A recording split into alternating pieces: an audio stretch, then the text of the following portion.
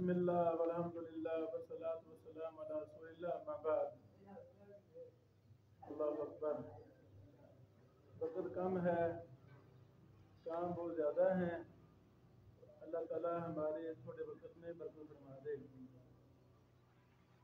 مدرسے سماع حدیث محدثین کا ایک بہت بڑا شعار تھا. الحمدللہ ہم بھی بہت زیادہ مجالس لگا چکے ہیں، لگاتے رہتے ہیں.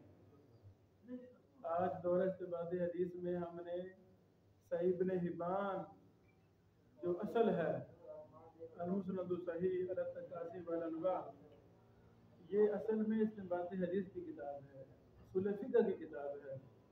اس پر ہم نے دراسہ شروع کر دیا ہے الحمدللہ. تو اسی دوران ذہن میں یہ بات آئی، بہن سے مشورہ ہوا کیوں نہ ہم اس کی مدرسے سماع بھی لگائیں.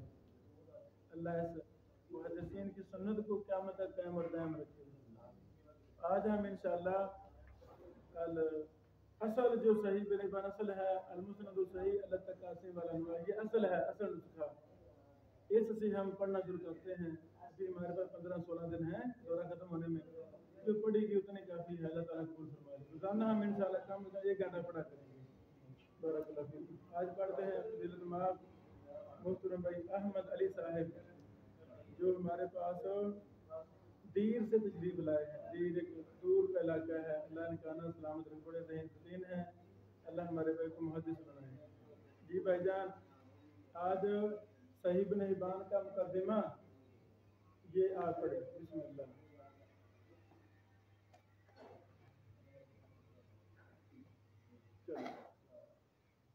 بسم الله الرحمن الرحيم. ربي يسر ولا تعسر، ربي تمم ولا خير الاول كتاب المسند الصحيح. کتاب کا نام پہ لینا.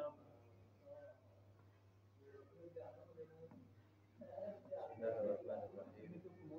كتاب صحيح ابن حبان المسند الصحيح على التقاسيم والانواع من غير وجود قطع في سندها ولا ثبوت جرح في ناقلها، للحافظ ابي حاتم محمد بن حبان ابن احمد التميمي البصري المتوفى سنه 270.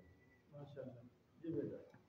بسم الله الرحمن الرحيم. ربي يسر ولا تعسر، ربي تمم بالخير. أول كتاب مسلم صحيح على التقاسيم والأنواع من غير وجود قطع بسندها ولا ثبوت جرح في داخلها. قال أبو حاتم محمد بن حبان بن أحمد التميمي البصري: الحمد لله المستحق الحمد لآلائه المتوحد بعزه وكبريائه القريب من خلقه في أعلى علوه البعيد منه في أدنى دنوه العالم بجنين مكنون النجوى والمطلع على أفكار السر وأخفى وما استجن تحت عناصر الثرى وما جل فيه خواتر الورى الذي ابتدع الأشياء بقدرته ودرأ الأنام بمشيئته من غير أثنى عليه وافتعل ولا رحم انفصل ثم جعل العقول مسلكا لذوي الحجى وملجأ في مسالك أولنها وجعل أسباب الوصول إلى كيفية العقول ما شق لهم من الأسماع والأبصار والتكلف للبحث والاعتبار فأحكم لطيف ما دبر وأتقن جميع ما قدر. ثم قدر بأنواع الخطاب أهل التمييز والألباب ثم اختار طائفة لصفوته وهداهم لزوم طاعته من اتباع سبل الأبرار في لزوم السنن والآثار فزين قلوبهم بالإيمان وأنطق ألسنتهم بالبيان من كشف أعلام دينه واتباع سنن نبيه صلى الله عليه وسلم بالدؤوب بالرحل والأسفار وفراق الأهل والأوطان في جمع السنن ورد الأهواء والتفقه فيها بترك الآراء فتجرد القوم للحديث وطلبوه ورحلوه فيه وكتبوه وسألوا عنه وأحكموه وذكروا به ونشروا وتفقهوا فيه وأصلوه وقرروا عليه وبذلوا وبينوا المرسل من المتصل والمفهوم من المتصل والناسخ من المنسوخ والمحكم من المفسوخ والمفسر من المجمل والمستعمل من المهمل والمختصر من المتقصى والمصدوق من المتقصى والعموم من الخصوص والدليل من المنصوص والمباح من المسجور والغريب من المشهور والفرد من الإرشاد والحكم من الإعادة والعدول من المجروحين والضعفاء من المتروكين وكيفية المعمول والكشف عن المجهول وما حرف عن المحذور وقلب من المنهود من مخايل التدليس وما فيه من التلبيس حتى حفظ الله بهم الدين عن المسلمين وصانه عن سلب القادحين وجعله عند التنازع أئمة الهدى وفي النوازل مسابقا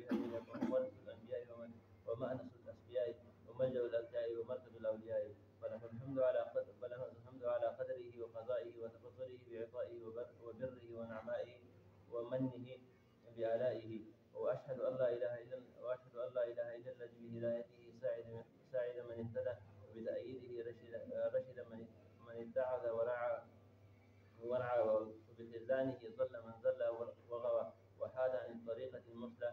وأشهد أن محمدا عبده المصطفى ورسوله المرتضى، بعثه إليه داعيا وإلى جنانه هاديا، فصلى الله عليه وأثبه بالحج لديه وعلى آله الطيبين الطاهرين أجمعين.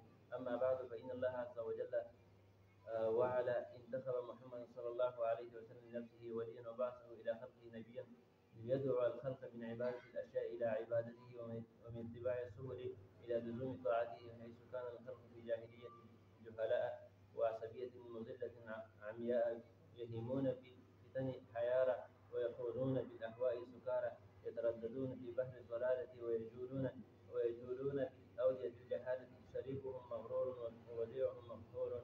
فبعثه الله إلى خلقه رسولا، وجعله إلى جنانه ذليلا، فبلغ صلى الله عليه وسلم عنه رسالاته، وبين المراد عن آياته، وأمر بكسر الأصنام وذهب الأصنام، حتى أسفر الحق عن مهده، وأبدى الليل عن سبله، وانحط به أعلام الشقاق، وانهشم بيضة النفاق. وإن في لزوم السنة تمام السلامة وجماع الكرامة، لا تطلع سروجها ولا تدهس حججها، من ندمها عصم، ومن خالفها ندم، إذ هي الحسن الحسين والركن الركين، الذي بان فضله ومتن حبله، ومن تمسك به ساد، ومن رام خلافه باد. فالمتعلقون به أهل السعادة في الأجل، والمغبوطون بين الأنام بالأعاجل.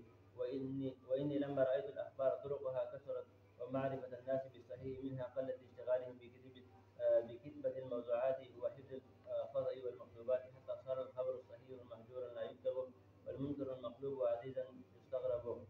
وأن من جمع السنن من الأئمة المازين المرضيين، وتكلم عليها من أهل الفقه في الدين، أمعنوا في ذكر الطرق للأخبار، وأكثر من تكرار المعادي للآثار، قصدا منهم لتحصيل الألفاظ على من رام حفظها من الحفاظ، فكان ذلك سبب اعتماد المتعلم على ما في الكتاب، وترك المكتب في التحصيل للخطاب.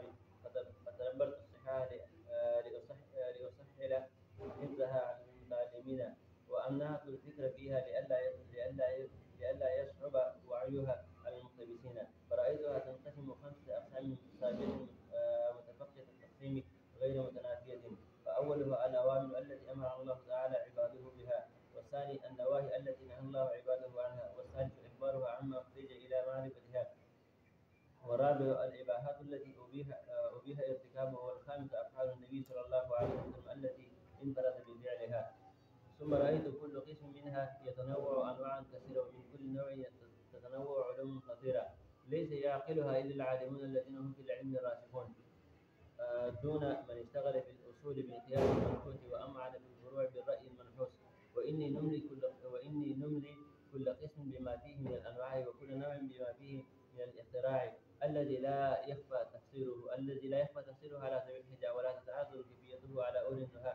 ونبدأ منه بأنواع تراجم الكتاب، ثم نملي الأخبار بالألفاظ الخطاب، بأشهرها إسنادا وأوثقها إعمادا، من غير وجود قتل في سندها ولا ثبوت جرح في ناقليها، لأن الاقتصار على أتم المتون أولى، والاعتبار بأشهر الأسانيد أحرى من الخوض في تخريج التكرار، وإن آل أمره إلى صحيح الاعتبار. والله الموفق لما قصدنا بالإتمام، وإياه نسأل الثبات على السنة والإسلام، وبه نتعوذ من البدع والآثام، والسبب الموجب للانتقام، إنه المعين لأوليائه على أسباب الخيرات، والموفق لهم سلوك الأنواع الطاعات، وإليه الرغب في تيسير ما أردنا وتسهيل ما أومأنا، إنه جواد كريم رؤوف رحيم. जज़ाकुम अल्लाह खैरा। मेरे बेटो, इमाम इब्न हिब्बान रहमहुल्लाह ने 4 सफ़हात पर मुश्तमिल मुकदमा लिखा है। इसमें सबसे पहले उन्होंने अल्लाह रब्बुल आलमीन की बड़ी ज़्यादा तारीफ की है।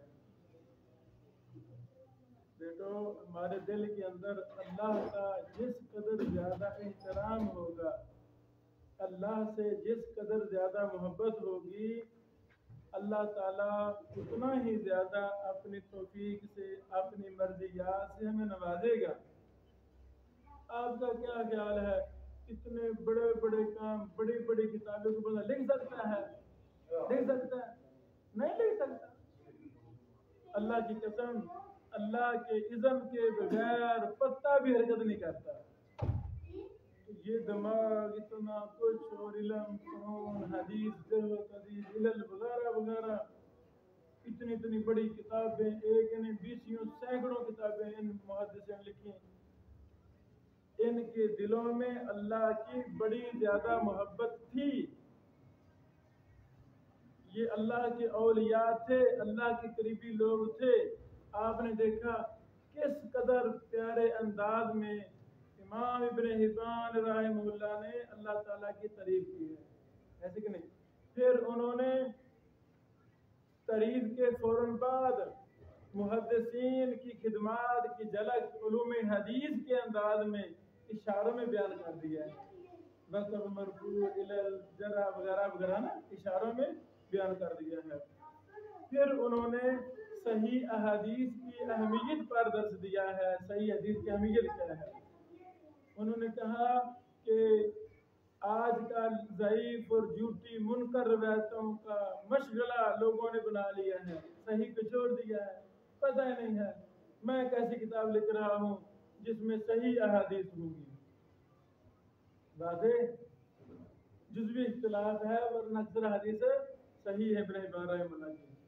اس کے بعد انہوں نے اپنی اس کتاب کا خاص منہج بیان کیا ہے کہ میں نے 5 قسموں میں اس میں احادیث ترتیب دی ہیں: اوامر، نواہی، اخبار، اباحات اور افعال۔ واضح پھر کہا ہے کہ راسخین فی العلم ان قسموں میں غور کریں، ان قسموں میں غور کر کے پھر حدیث کا معنی مفہوم بیان کریں۔ آخر میں انہوں نے کہا ہے میں نے املا کروائی ہے، ہم املا کروائیں گے۔ تو یہ امام ابن حبان صاحب نے ساری کتاب کلاس میں لکھوائی ہے، املا کروائی ہے، بولتے جاتے تھے طلبہ لکھتے جاتے تھے۔ سبحان اللہ و بحمدہ۔ اللہ اس امام کی قبر پر رحمت نازل فرمائے۔ انشاءاللہ بھی ہم آگے بھی پڑھتے ہیں۔ بارک اللہ۔